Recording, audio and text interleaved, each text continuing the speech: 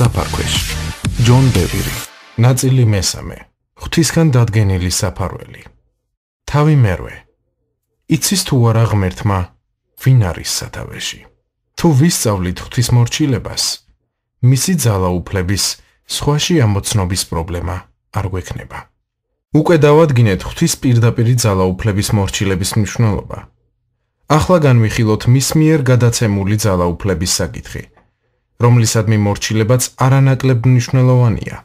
ფონის შესაქმნელად მეორე თავში ხაზგასმულ მონაკვეთს მოვიშველიებთ.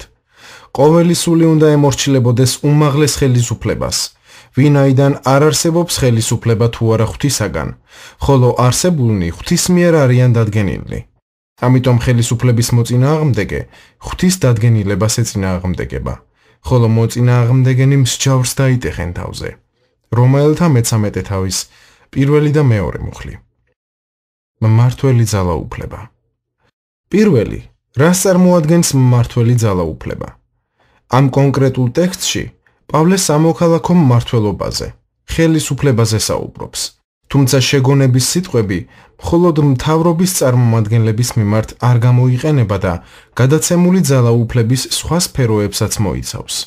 ახალი აღთქმა გადაცემული ძალაუფლების 4 განსხვავებულ მიმართულებაზე საუბრობს: სამოქალაქო, საეკლესიო, ოჯახური და საზოგადოებრივი. საზოგადოებრივში შევიყვანე დამსაქმებლები, მასწავლებლები და უფროსები. ახალი აღთქმა განსაკუთრებულ მითითებებს გვაწვდის თითოეული ამ სფეროსათვის. მიუხედავად ამისა, უმეტეს შემთხვევებში დარიგება მოცემულ საზღვრებს ცდება და გადაცემული ძალაუფლების ყველა სფეროზე ვრცელდება. ყურადღება მიაქციეთ საწყის სიტყვებს. ყოველი სული უნდა ემორჩილებოდეს უმაღლეს ხელისუფლებას. ბერძნული სიტყვა ემორჩილებოდეს გახლავთ ჰუპოტასო. ის სამხედრო ტერმინია და ნიშნავს არმიის წესრიგით მოწყობას ხელმძღვანელის ბრძანებაზე. სამოქალაქო მნიშვნელობით სიტყვა ითარგმნება როგორც მოხალისეობრივი დამოკიდებულება რაღაცისთვის თავდადების, თანამშრომლობის, პასუხისმგებლობის აღების ან ტვირთის ტარების საქმეში. მარტივად რომ ვთქვათ, მუხლი ხელისუფლების სრულ მორჩილებას გვავალდებულებს და ეს საკუთარი ნებით უნდა მოვიმოქმედოთ. ყოველი სული უნდა დაემორჩილოს ხელისუფლებას, რადგან ღმერთმა მმართველები დაგვიყენა ცხოვრებაში. ყოველგვარი ძალაუფლების საწყისი ღმერთამდე მიდის. გამონაკლისი არ არსებობს. ფაქტობრივად, ამ მუხლში სიტყვა დადგენა, რომელიც გახლავთ ბერძნული თასო, ნიშნავს დაყენებას. დაყენებაში ვერაფრით მოვიაზრებთ შემთხვევითობას. ეს პირდაპირი დანიშვნაა. ვინაიდან ღმერთმა დააყენა ყოველგვარი ძალაუფლება, არსებულის უპატივცემულობა ან მის დამორჩილებაზე უარის თქმა, მის უკან მდგარი ძალაუფლების მორჩილებაზე უარის თქმას ნიშნავს. ამას ვაცნობიერებთ თუ არა ნებისმიერ შემთხვევაში ღვთის დადგენილებას, ანუ წესებს ვეწინააღმდეგებით. გადაცემულ ძალაუფლებას თუ ვუპირისპირდებით, თავად ღმერთს ვუპირისპირდებით. როცა ქრისტიანებს ხელისუფლებასთან შეხება გვაქვს, კონკრეტული პიროვნებების, ქცევის ან პატივის მდგომარეობის მიღმა ხედვა უნდა შევძლოთ და ადამიანს ვემორჩილებოდეთ იმის გამო, რომ მის ზემოთ ღვთის ძალაუფლება დგას. მნიშვნელობა არ აქვს მოგწონს ხელისუფალის პიროვნება ან მისი მმართველობის სტილი. ვეჭობთ მისი მხრიდან ამ პოზიციის, დაკავების მართებულობას თუ არა, მას მაინც პატივი უნდა მივაგოთ. ხშირად ისე ხდება, რომ მორწმუნეები აღიარებენ ღვთის დაქვემდებარებას, მაგრამ უგულებელ ყოფენ გადაცემულ ძალაუფლებას. ისინი მოტყუებულები არიან. თუ ვისწავლით როგორ დავემორჩილოთ ღმერთს, შევძლებთ მისი ძალაუფლების ამოცნობას სხვაში. არსებობს თუ არა შანსი, რომ დაგვჭირდეს არჩევანის გაკეთება ღვთის უშუალო ძალაუფლებასა და მის მიერ გადაცემულ ძალაუფლებას შორის? დიახ, თუმცა ამის ალბათობა არც ისე ხშირია, როგორც მორწმუნენი ფიქრობენ. მხოლოდ ერთი გამონაკლისი არსებობს, რომელსაც ერთ-ერთ მომდევნო თავში ვრცლად განვიხილავთ. ახლა კი უნდა აღვნიშნოთ მთავარი.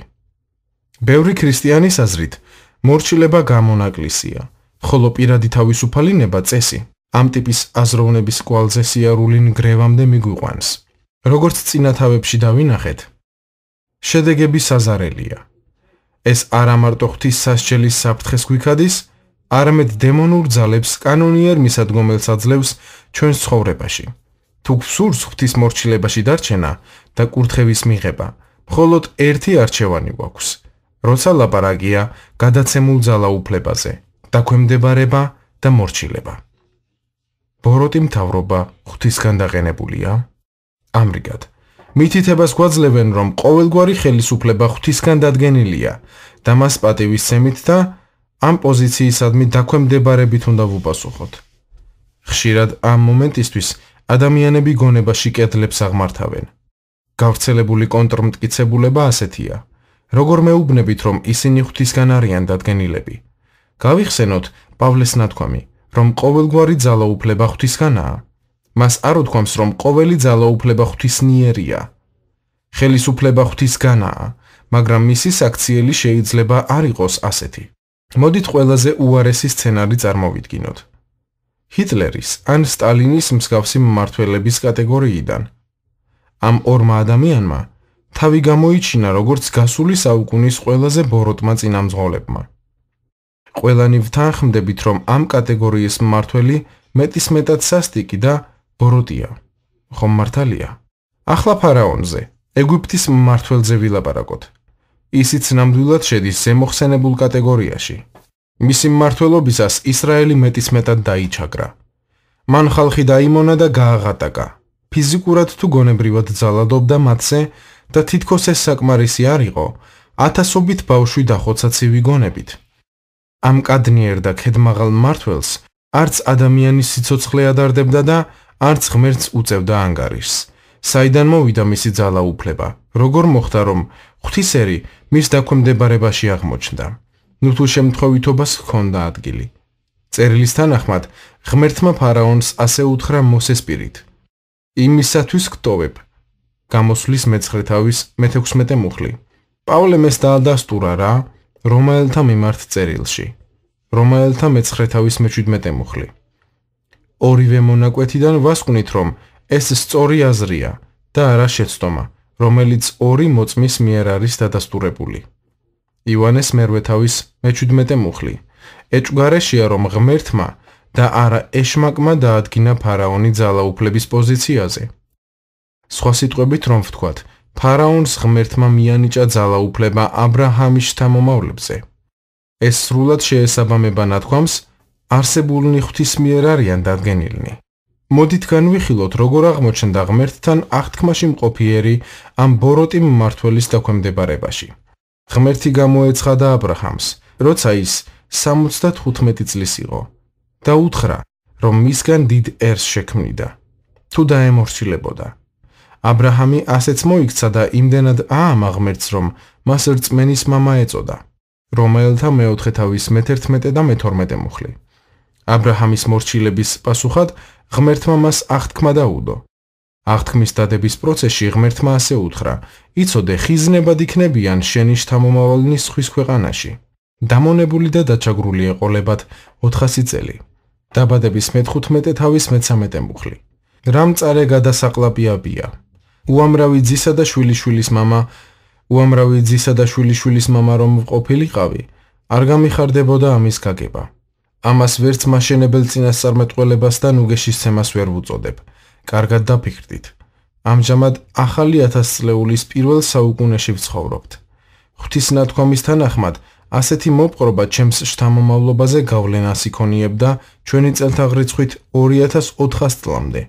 ალბათ მაცდუნებელი აზრით შემომეპარებოდა, ნუ თუ ეს არის მორჩილების საპასუხო აღთქმა და კურთხევა.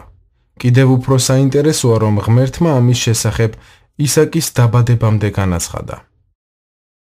ეს მათი ცუდი საქციელის გამო მოხდა. ვიღაცამ შეიძლება იფიქროს, უფალმა აბრაჰამს წინასწარ იმიტომაც ცნობა ეს ამბავი, რომ მისი შთამომავლობა დაუმორჩილებელი გახდებოდა და ამის გამო ფარაონის მმართველობას დაექვემდებარებოდა. ცუდი ქცევისთვის სასჯელის სახით, თუმცა თავდაპირველად ღმერთი ამას არ გეგმავდა.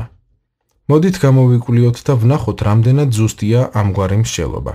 პასუხის გასაცემად, ჯერ უნდა გავიგოთ, როგორ აღმოჩნდნენ ისინი ფარაონის ხელქვეით.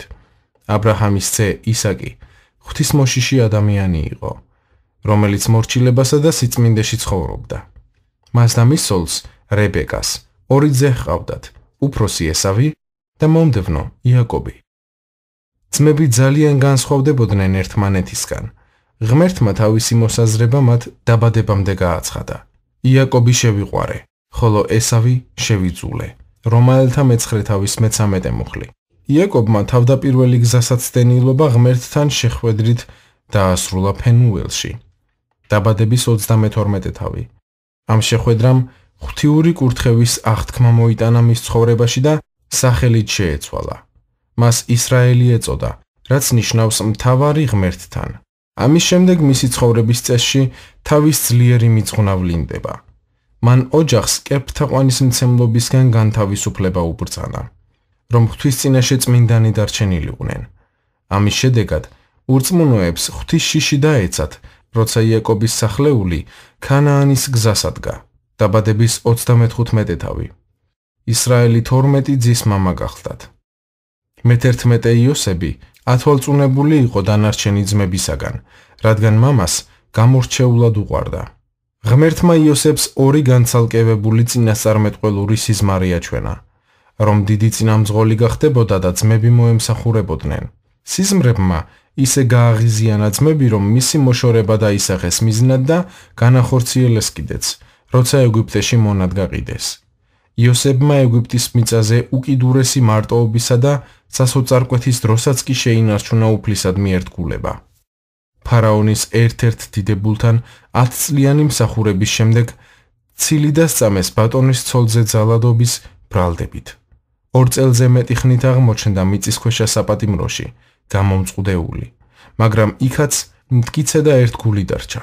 შემდეგ უფალმა ფარაონის ორი მსახურის სიზმრების ახსნისთვის გამოიყენა, რომლებიც ასევე პატიმრები იყვნენ.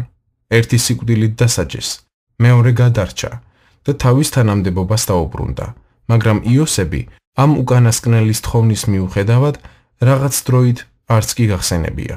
იოსებს ღვთისთვის ახლაც არ უღალატია. გარკვეული ხნის შემდეგ ფარაონის სიზმარმა შეაჭირვა. აღდგენილმა მსახურმა იოსებზე მოახსენა მას. ის დილეგიდან გამოიძახეს ფარაონის სიზმრის ასახსნელად. განმარტების თანახმად 7 უხმოსავლიანი წლის შემდეგ ეგვიპტეს დიდი შიმშილობა ემუქრებოდა. ღმერთმა სიბრძნე მისცა იოსებს და მან ფარაონს სიუხვის წლებში მოსავლის მარაგის შენახვა ურჩია. ფარაონი გააოცა მისმა გონიერებამ და სასწრაფოდ აღაზევა ეგვიპტეში მეორე კაცად ფარაონის შემდეგ. იოსების ღვთისმოსავი მამა ისრაელი ქანაანის მიწაზე იმყოფებოდა და მომხდარის შესახებ არაფერი იცოდა. ღმერთმა მას არაფერი გაუმხილა. ერთი წუთით შეჩერდით და დაფიქრდით ამაზე. ღმერთმა ფარაონს აჩვენა, რა იყო მოსალოდნელი, მაგრამ მის ერთგულ და მასთან აღთქმაში მყოფ მსახურს, ისრაელს, დაუმალა. მიზეზი ის გახლავთ, რომ ეს იქნებოდა აბრაჰამის მთელი შთამომავლობის ეგვიპტეში გადასახლების საშუალება. შიმშილობის 2 წლის შემდეგ ისრაელმა ძეები ეგვიპტეში გაგზავნა ხორბლის საყიდლად. ამის გარეშე დაიღუპებოდნენ. ის ერთადერთი ადგილი იყო წასასვლელად, რადგან მხოლოდ ეგვიპტე მოემზადა შიმშილობისთვის და საზრდო მოიმარაგა უფლის სიბრძნის მეშვეობით. ღმერთმა ეს ერი გაამდიდრა იმის შედეგად, რაც ფარაონს გაუმჟღავნა. იგი უვლიდა ამ ქვეყანას, რომ ყველაზე ძლიერი და გავლენიანი გამხდარიყო ერებს შორის. ესეც მის მიზანს ემსახურებოდა. როცა ისრაელის ძეები ეგვიპტეში ჩავიდნენ, ისინი იოსების წინაშე წარადგინეს, მაგრამ მათ ძმა ვერ იცნეს. გასაკვირი არ არის. ვინ იფიქრებდა, რომ მონა ტახტზე ავიდოდა, მეორე მხრივ იოსებმა ისინი იცნო. შესაძლოა კიდეც ელოდებოდა მათ, მაგრამ თავი არ გაამჟღავნა. ისინი უფასო ხორბლით აკურთხა, მაგრამ გეგმა შეადგინა. როგორ დაეტოვებინა ერთ-ერთი ძმა, რომ დანარჩენები უკან მობრუნებულიყვნენ, როცა საჭმელი გაუთავდათ, ისრაელის ყველა ძე ეგვიპტისკენ გაემგზავრა. როცა ყველანი შეიკრიბნენ, იოსებმა თავისი ვინაობა გაამხილა. ამის გაგებამ ძმები დააფრთხო. იოსები ისეთ პოზიციაზე იყო, რომ თავისუფლად შეიძლებოდა ძმებზე შური ეძია ღალატისთვის. ამის ნაცვლად მან ისინი ანუგეშა. იოსები ვარ თქვენი ძმა. ეგვიპტეში რომ გაყიდეთ. ახლა ნუ აღარ სწუხართ და ნუ აღარ ბრაზობთ საკუთარ თავზე. აქ რომ გამყიდეთ. თქვენი სიცოცხლის შესანარჩუნებლად წარმომგზავნა ღმერთმა, რადგან ეს 2 წელია შემშილია ქვეყანაზე და კიდევ 5 წელი არ იქნება ხნა და მკა. თქვენს წინ წარმომგზავნა ღმერთმა ქვეყნად თქვენი ნატამალის დასატოვებლად. რათა დიადი ხსნით შეგინარჩუნოთ სიცოცხლე, თქვენ კი არ წარმომგზავნეთ აქ, არამედ ღმერთმა. დაბადების 45 თავის მეოთხე მუხლიდან მერვე მუხლის ჩათვლით. მისი პასუხის შემდეგ ალბათ დაინტერესდებით, ნუ თუ ამდენი ხანი დაჰყო ეგვიპტეში, რომ მისი აზროვნება შეიცვალა. შესაძლოა მას დაავიწყდა ტკივილის, ღალატისა და მარტოობის წლები. ბოლოს და ბოლოს როგორ შეეძლო მოსიყვარულე ღმერთს მისთვის ამდენი ტანჯვის გაგზავნა, როგორ გაიმეტა ისრაელის ყველაზე ერთგული და მორჩილი ძე მონობისა და დილეგისთვის 12 წელზე მეტი ხნის განმავლობაში, როცა დანაშაული არაფერში მიუძღოდა. უფრო მეტიც, როგორ გაგზავნა ღმერთმა მასთან აღთქმაში მყოფი ერი ქვეყანაში, სადაც ერთხელაც ყველა დროის უსასტიკესი მმართველის ხელში ჩავარდებოდნენ. ნუ თუ მართლა სჯეროდა იოსებს, რომ ღმერთმა არა მარტო დაუშვა ეს, არამედ დაგეგმა კიდეც. გახსოვდეთ, რომ 2 მოწმის პირით მტკიცდება ყოველგვარი ჭეშმარიტება. მოისმინეთ, რას წერს მეფსალმუნე წლების შემდეგ.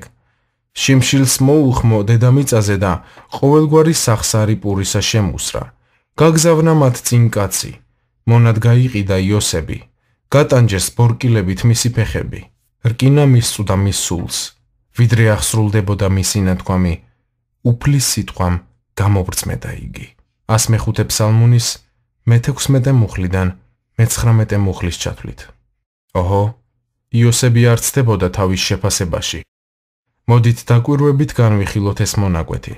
პირველი, ღმერთმა დაგეგმა შიმშილობა და არა ეშმაკმა, ან გარემოებებმა. მეორე, როგორც იოსებმა თქვა, ღმერთმა ოჯახზე წინ გამოგზავნა ეგვიპტეში. სხვა ვერავინ იქნებოდა, როცა გამოყენებულია ფრაზა წარმოგზავნა ღმერთმა. იოსები კი არ უარყოფდა მის თავზე გადამხდარ ამბავს, არამედ ღვთის სულით ლაპარაკობდა. მესამე, მთელი ეს ტანჯვა იოსების გამოცდას და განწმენდას ემსახურებოდა. და ბოლოს, ბორკილებით გაიტანჯა და რკინა მისწვდა მის სულს. მაშინდელი დილეგები გაცილებით უარესი იყო, ვიდრე დღევანდელი ციხეებია. თუმცა იოსები ყველაზე ღვთისმოსავი ძე გახლდათ. ნიშნავს თუ არა ეს, რომ კარგი ადამიანებიც გადიან სიძნელეებს ძალაუფლების გადაწყვეტილებით და ეს არ არის შემთხვევითობა, ან ეშმაკისეული გეგმა. თვლით თუ არა, რომ ეს ვითარებები რეალურად ღვთის განზრახვა ან წინასწარჭვრეტაა? დიადი ხსნა? მოდით გავაგრძელოთ ამ მნიშვნელოვან კითხვებზე პასუხის გაცემა. ისევ გადავხედოთ იოსების სიტყვებს. გახსოვდეთ, რომ ის ღვთიური შთაგონებით ლაპარაკობდა. თქვენს წინ წარმომგზავნა ღმერთმა ქვეყნად თქვენი ნატამალის დასატოვებლად, რათა დიადი ხსნით შეგინარჩუნოთ სიცოცხლე. თქვენ კი არ წარმომგზავნეთ აქ, არამედ ღმერთმა. დაბადების 45 თავის მე-7 და მერვე მუხლი. დიადი ხსნა. ერთი წუთით მოითმინეთ. აბრაჰამის შთამომავლები დაუმორჩილებლობის გამო კი არ აღმოჩნდნენ ფარაონის მმართველობის ქვეშ, არამედ ღვთის გეგმის თანახმად. უფრო მეტიც, ღმერთმა წინასწარ იცოდა, რომ იოსების სიკვდილიდან მოკლე დროში სხვა ფარაონი დადგებოდა ეგვიპტეზე და ისრაელს სასტიკად მოექცეოდა. გამოსვლის პირველი თავის მერვე მუხლიდან მე-14 მუხლის ჩათვლით.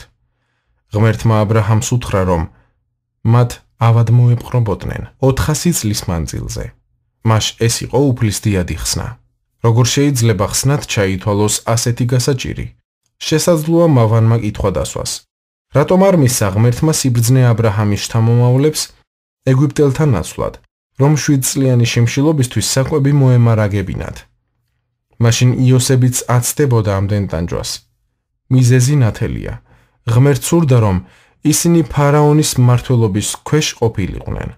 მან ასე დაგეგმა, შეგიძლიათ თქვათ, ფარაონი ძველი მსოფლიოს ჰიტლერია.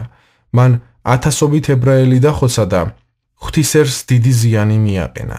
დიახ, მართალია, მაგრამ უნდა გვახსოვდეს, რომ ღვთისთვის უპირატესი არ არის ჩვენი კომფორტი და ამ ქვეყნიერების სიკეთეებით გახარება. მისი პრიორიტეტი გახლავთ ხსნა. აი როგორია ღვთიური სიბრძნე, რომელიც ფარაონთან ლაპარაკისას გამოჩნდა. იმისათვის გტოვებ, რომ გაჩვენო ჩემი ძალა, რათა ეუწყოს მთელ დედამიწას ჩემი სახელი. გამოსვლის მე-9 თავის მე-16 მუხლი. ამ მოვლენებამდე უფალი ღმერთის სახელი მხოლოდ აბრაჰამმა, ისაკმა, იაკობმა და მისმა შთამომავლებმა იცოდნენ. დანარჩენ მსოფლიოს არაფერი სმენოდა აბრაჰამის, ისაკისა და იაკობის ღმერთზე. სწორედ ამიტომ, როცა მოსე ფარაონთან მივიდა და უფლის სახელით სთხოვა ისრაელიანთა გაშვება, ფარაონმა ასე უპასუხა: ვინაა უფალი, რომ ვისმინო მისი ხმა და გავუშვა ისრაელი? არც უფალს ვცნობ და არც ისრაელს გავუშვებ. გამოსვლის მე-5 თავის მე-2 მუხლი. ფარაონი და ეგვიპტე ღმერთს არ იცნობდნენ. შემდეგ, როცა მან ნიშნებით და სასწაულებით იხსნა თავისი ერი, ყველაფერი შეიცვალა. რამდენიმე ჭირის შემდეგ ზოგიერთმა ეგვიპტელმა ყური უგდო ღვთის სიტყვას. სეტყვის სასჯელამდე ვკითხულობთ. ვინც შეუშინდა უფლის სიტყვას ფარაონის მსახურთა შორის, ჭერქვეს შერეკა თავისი მონები და საქონელი. გამოსვლის მე-9 თავის მე-20 მუხლი. რაღაც დროის შემდეგ ფარაონს ევედრებიან. გაუშვი კაცები და ემსახურონ უფალს. გამოსვლის მე-10 თავის მე-7 მუხლი. ეგვიპტელმა მოგვებმაც კი უთხრეს თავიანთ მეფეს. ეს ღვთის თითია. გამოსვლის მე-8 თავის მე-19 მუხლი. იაჰვეს შესახებ მათი ახალ შეძენილი ცოდნა საკმაოდ შთამბეჭდავი იყო, რადგან ასეთ სიტყვებს ვკითხულობთ. მოსეც დიდკაცად იყო შერაცხული ეგვიპტის ქვეყანაში, ფარაონის მსახურთა და ხალხის თვალში. გამოსვლის მე-11 თავის მე-3 მუხლი. ისინი დიდად აფასებდნენ ღვთისკაცს, რადგან იცოდნენ, ვინ იყო უფალი.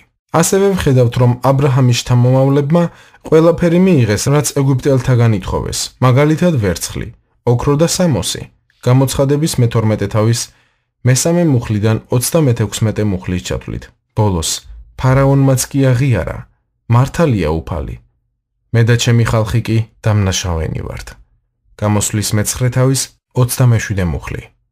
დასასრულს მთელმა ეგვიპტემ გაიგო, ვინ იყო ცოცხალი ღმერთი. მთელმა ქვეყანამ გაიგო. არა მარტო ეგვიპტემ, არამედ მთელმა მსოფლიომ გაიგო, რომ იაჰვეა ნამდვილი და ცოცხალი ღმერთი. ეს ცოდნა დედამიწის ყველაზე ძლიერი ერის მოდრეკის შედეგი იყო. ღმერთმა სიბრძნე მისცა ამ ქვეყანას იოსების მეშვეობით, რომ უდიდეს სახელმწიფოდ ექცია მხოლოდ იმისთვის, რომ საბოლოოდ ისრაელიანი მონების ხელით დაემარცხებინა. დამარცხებას ასეთი გამოძახილი არ ექნებოდა დამკვირვებელი ქვეყნების თვალში. მონებს სუსტი ან თუნდაც საშუალო დონის სახელმწიფოზე რომ გაემარჯვათ. ღმერთმა ისეთი შთაბეჭდილება მოახდინა მაშინდელ მსოფლიოზე, რომ ისრაელის უდაბნოში ხეტიელის წლების შემდეგაც ერებს ღვთისშიში ჰქონდათ და ისრაელის წინაშე კანკალებდნენ. ეფექტი ერთი თაობის შემდეგაც კი საგრძნობი იყო. იეშუამ მოსეს საქმის მემკვიდრემ ორი მზვერავი გაგზავნა იერიხონში. კაცები რახაბ მეძავს შეხვდნენ და ეს სიტყვები მოისმინეს. ვიცი რომ თქვენ მოგცათ უფალმა ეს ქვეყანა. თქვენ და მიშიშმა მოგვიცვა ყველანი და შეძრწუნებულნი არიან ამ ქვეყნის მკვიდრნი თქვენ წინაშე. რადგან უხსმენია, როგორ დააშრო უფალმა მეწამული ზღვის წყლები თქვენ წინაშე, როცა გამოხვედით ეგვიპტიდან. მოვისმინეთ და შედრგა ჩვენი გული. აღარავის შერჩა მხნეობა, რადგან უფალი თქვენი ღმერთი. ღმერთია მაღლა ზეცაში და დაბლა დედამიწაზე. იეშუა ნავესწის მეორე თავის მე-9 მუხლიდან მე-11 მუხლის ჩათვლით. მან აღიარა, რომ უფალია ღმერთი და ქვეყნის მკვიდრნიც. შეძრწუნებულნი იყვნენ.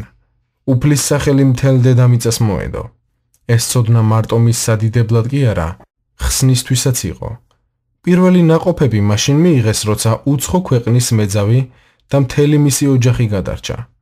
კიდევ უფრო მნიშვნელოვანია, რომ ის გახდა მეფე დავითის დიდი ბებია და იესო ქრისტეს გენეალოგიაში შევიდა.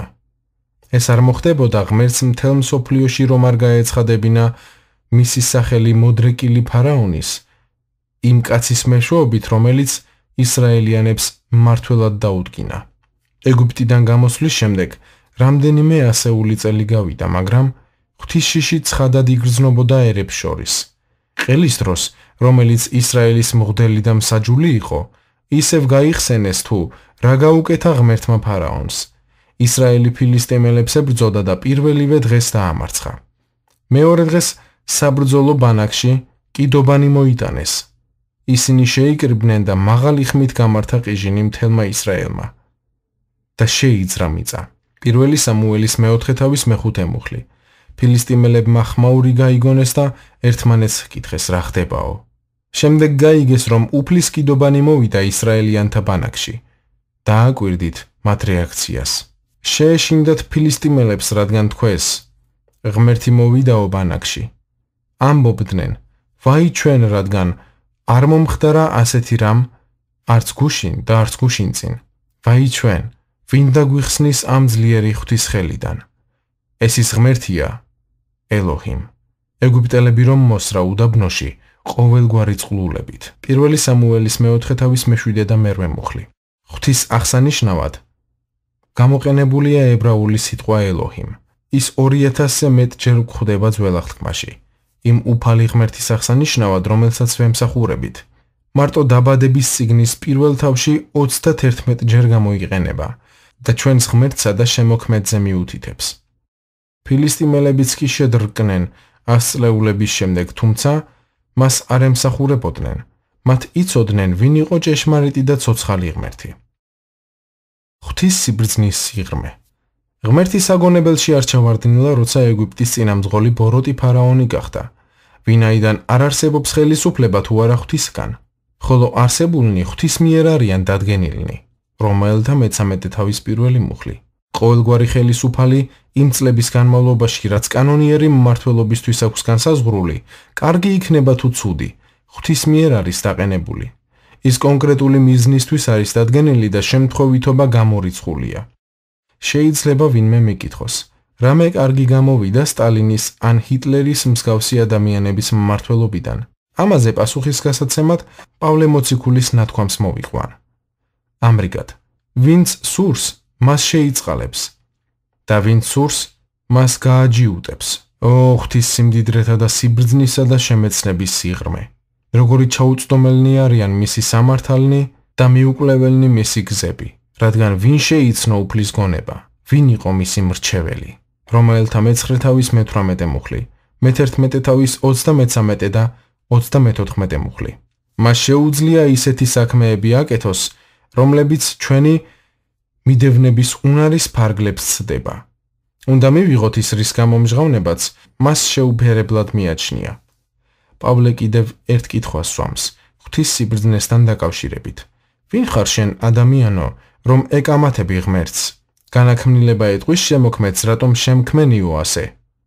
რომაელთა მე-9 თავის მე-20 მუხლი. მოისმინეთ ეს სიტყვები. ვინ ხარ შენ? სხვაგვარად, ვართ კი იმ პოზიციაში, რომ ღმერთს ჯვარედინი დაკითხვა მოვუწყოთ. ღმერთმა ფარაონის აღზევების მიღმა თავისი ზრახვა გვაჩვენა და ამით ნიმუში შინაგანი წვდომა და გაგება მოგცა, რომ მის სიბრძნესა და სიკეთეს ვენდოთ. თუმცა ყველა ლიდერთან დაკავშირებით ასე არ ხდება. უფალს სურს, რომ ვენდოთ მის სიბრძნეს და სიკეთეს. ღმერთი თავისი სიბრძნით არასოდეს დაუშვებს, რომ უმიზნოდ დავიტანჯოთ. იგი ყოველთვის შემოაბრუნებს სიტუაციას, მისი გამომსყიდველი მიზნების სასარგებლოდ. თუნდაც იმ დროს ამის დანახვის უნარი არ შეგვწევდეს.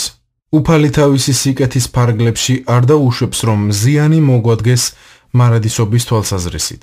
შესაძლოა შემეკამათოთ. წამხდარი მმართველების ხელში ადამიანები დიდად, მეტისმეტად დიდად დაზარალდნენ. ეს მართალია ფიზიკურ ასპექტში, მაგრამ ღმერთი სულიერს ფიზიკურზე მაღლა აყენებს. აბელის სიკვდილი ამაოჩანდა, მაგრამ მისი სისხლი ისევ ლაპარაკობს. ებრაელთა მე-11 თავის მე-4 მუხლი. ათასობით ქრისტიანი დახოცეს გახრწნილმა მმართველებმა ინკვიზიციისა და მის წინა და მომდევნო დევნის დროს, თუმცა მათი სისხლი ამაოდ არ დაღვრილა. მათი სისხლი დღესაც მეტყველია. ზოგჯერ შესაძლებლობა გვაქვს, რომ ლიდერებზე ზეგავლენა მოვახდინოთ თავმდაბლობით, მორჩილებით და ლოცვებით. როცა ღმერთის ერმა თავი დაიმდაბლა, ილოცა და ბოროტი გზებიდან შემობრუნდა, ღმერთმა ზეციდან მოусმინა და მიწა განკურნა. ღვთისმიერი მმართველობის დაყენების ნიმუშს მსაჯულთა წიგნში ვხედავთ. ახალი აღთქმა აცხადებს. ამრიგად, შეგაგონებ, უწინარეს ყოვლისა, ჰყოთ ვედრებანი, ლოცვანი, შუამდგომლობანი და მადლიერებანი ყველა ადამიანისთვის, მეფეებისა და ყველა ზემდგომთათვის, რათა მშვიდად და წყნარად ვიცხოვროთ სრული ღვთისმოსაობითა და პატიოსნებით, ვინაიდან ესაა კეთილი და მისაღები, ჩვენი მაცხოვარი ღვთის წინაშე, 1 ტიმოთეს მეორე თავის 1 მუხლიდან მესამე მუხლის ჩათვლით, არსებულ მმართველობაზე ზეგავლენის მოხდენა ლოცვებით არის შესაძლებელი. გავლენა იმდენად შორს მიმავალი შეიძლება იყოს, რომ ხელისუფლების დაყენებასა და არჩევაზეც იმოქმედოს. მიუხედავად ყველა ამ ვითარების არსებობისა, შეიძლება იყოს გამონაკლისიც. პირველი ეკლესიის მოციქულები და წმინდანები ხშირად აწყდებოდნენ ხელისუფლების უხეშობას და სისასტიკეს, რომელიც მათ სდევნიდა. ისინი სულაც არ იტანჯებოდნენ უხთო ცხოვრების წესის ან ლოცვების ნაკლებობის გამო. პირიქით, იმ მმართველებმა თავიანთი როლი შეასრულეს ღვთისგამომსყიდველი მიზნების აღსრულებაში. ჰეროდე აგრიპა I. მოდით ერთ-ერთი მათგანის ცხოვრებას გადავხედოთ. ეს გახლავთ ჰეროდე აგრიპა I. სახელი ჰეროდე რამდენიმე რომაელ მმართველს ერქვა პალესტინის რეგიონში იესოს დაბადებამდე, მისი ქვეყნიური მსახურებისას და მისი აღდგომის შემდეგ. ჰეროდე აგრიპა I ხელისუფლებაში ჩვენი წელთაღრიცხვით 37 წელს მოვიდა იესოს აღდგომის შემდეგ. ეს მან გამჭრიახობისა და საღი აზრის მეშვეობით მოახერხა. მისმა შორს მჭვრეტელმა გონებამ ყველა საშუალება გამოიყენა, რომელიც ცხოვრებისეულ საფეხურზე მის წინსვლას უზრუნველყოფდა. იმპერატორ კალიგულას მკვლელობის შემდეგ მისი მთავარი პოლიტიკური მანევრი გახლდათ კლავდიუსის ხელშეწყობა, რომ ამ უკანასკნელს ხელში ჩაეგდო რომის ტახტი. კლავდიუსმა სათანადოდ დააფასა მისი გაქნილი პოლიტიკური ნაბიჯი და იმჟამინდელ პოზიციაზე დაამტკიცა. მას ასევე უბოძეს იუდეა და სამარია. აგრიპა იმხელა სამეფოს მმართველი გახდა, რამხელაც მის პაპას ჰეროდე დიდს ჰქონდა. მმართველობის პერიოდში ჰეროდე აგრიპა I იძულებული იყო არჩევანი გაეკეთებინა იუდაიზმსა და ქრისტიანობის სექტას შორის დაპირისპირებაში. მან ყოველგვარი ყოყმანის გარეშე მოირგო ქრისტიანთა მწვავედ მდევნელის როლი. საქმეთა წიგნში ვკითხულობთ. იმ დღეებში მეფე ჰეროდემ საბოროტოდ აღმართა ხელი ეკლესიის ზოგიერთ წევრზე.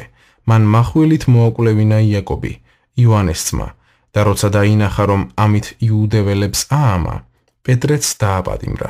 საქმეების მე-12 თავის 1 მუხლიდან მესამე მუხლის ჩათვლით. მმართველი მკაცრი იყო მორწმუნეთა მიმართ, რადგან საკუთარ პოლიტიკურ მიზნებს ემსახურებოდა და იუდეველთა, მისი სამეფოს მკვიდრთა უმრავლესობის მომადლიერება სურდა. მან მოაკვლევინა იაკობი, იესოს ერთ-ერთი უახლოესი მოციქული და პეტრეს მოკლაც მოინდომა. კითხვა უნდა დავსვათ. საიდან მოვიდა აგრიპას ძალაუფლება? მიუხედავად იმისა, რომ მაღალი მდგომარეობა პოლიტიკური ხრიკების შედეგად მოიპოვა, ძალაუფლების პოზიციაზე ღვთის დაშვებისა და დადგენის გარეშე ვერ ავიდოდა. პეტრე, რომელმაც აგრიპას წნეხი გამოიარა, მორწმუნეებს ეუბნება: ღვთისაგეშინოდეთ, მეფეს პატივი ეცით. რა? პატივი მიაგონ მეფეს, რომელმაც იაკობი მოკლა? რატომ დააყენებდა ღმერთი ასეთ სასტიკ მმართველს ზუსტად იმ მიწაზე, სადაც მისი ბევრი შვილი სახლობდა და შემდეგ მათ ჰეროდეს პატივის სემას უბრძანებდა? ნაწილობრივ პასუხს წერილში ვიპოვით თუ კითხვას გავაგრძელებთ. ასე რომ, პეტრეს საპყრობილეში დარაჯობდნენ. ეკლესია კი ხურვალედ ევედრებოდა ღმერთს მისთვის.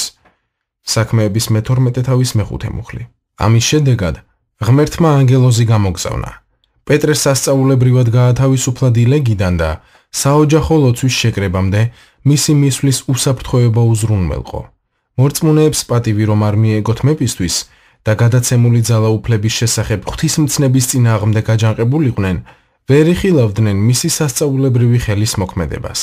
პეტრეს დასჯაზე აგრიპას გეგმები ეკლესიის ლოცვისა და მორჩილების შედეგად ჩაიფუშა.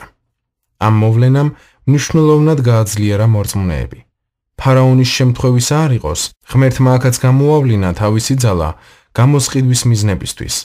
ამის უდიდესი მოწმობა თავად წერილშია. უფლის სიტყვა კი იზრდებოდა და ვრცელდებოდა. საქმეების მე-12 თავის 24 მუხლი. წმინდანთა განუწყვეტელმა ლოცვამ და ძალაუფლების პატივისცემისადმი მორჩილებამ დიდი ზეგავლენა მოახდინა მოვლენების განვითარებაზე. თუ კითხვას გავაგრძელებთ, ვნახავთ, რომ ჰეროდე აგრიპამ დღე დანიშნა, როცა ხალხის წინაშე უნდა წარმდგარიყო ტახტზე მჯდარი, სამეფო რეგალიებით და მათთვის საჯაროდ მიემართა. ხალხი კი ღაღადებდა, ღვთის ხმაა და არა კაცისა, მაგრამ მოულოდნელად უფლის ანგელოზმა დასცა იგი, ვინაიდან დიდება არ მიაგო ღმერთს და მატლებისგან შეჭმულს სული ამოხდა. საქმეების მე-12 თავის 22 და 23 მუხლი. სასჯელი მოვიდა, მაგრამ ეს უფლის מחვილით მოხდა და არა ღვთის ხალხის ხელით. მალე გავიგებთ, რომ ღმერთია ერთადერთი, ვისაც სასჯელი მოაქვს ხელისუფლებაზე. ჩვენ კი გვებრძანა, რომ მმართველობისთვის ვილოცოთ და მის ძალაუფლებას პატივისცემით დავექვემდებაროთ. თუ სასჯელის აუცილებლობა დადგება, ღმერთი ამბობს, რომ ამისთვის სივრცე უნდა დავტოვოთ.